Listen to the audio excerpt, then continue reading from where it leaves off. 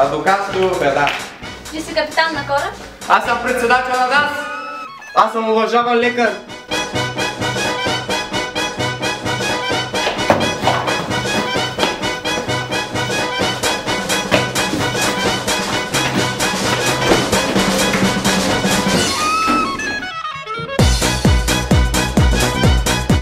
Не разбра ли, че си просто една овца в стадото?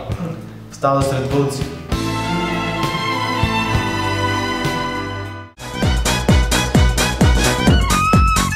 Аз съм женен мъж. Върнете се на мястото си.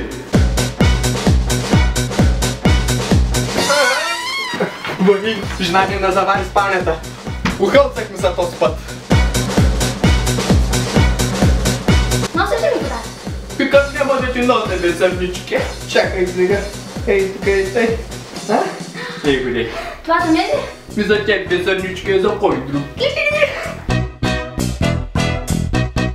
Тели, ма! Кобра! Рога ще ми слагаш, а? Ето. Айди.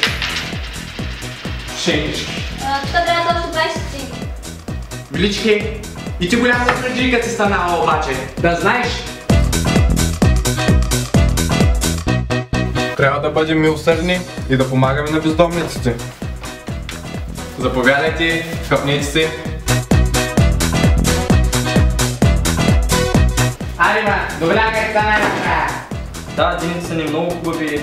Повече емоция, бе. Постарайте да се убедите, ле. Аз какво да правя? Какво? Уволнена си! Хайде, ма, докато направиш ли кафе, се мръкни! Значи няма да се научиш как се сервира кафе. Плазмата ми! О, живе! О! Опа! Пакай за тук!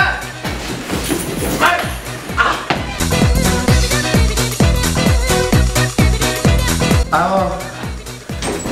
Добро утро, господин президент! Ей, сега ще дам на пресконференция на тебе! Господин президент! Здрасти! Какво правиш, моето момиче? Нали щеш да си на конференция? Тръгвай.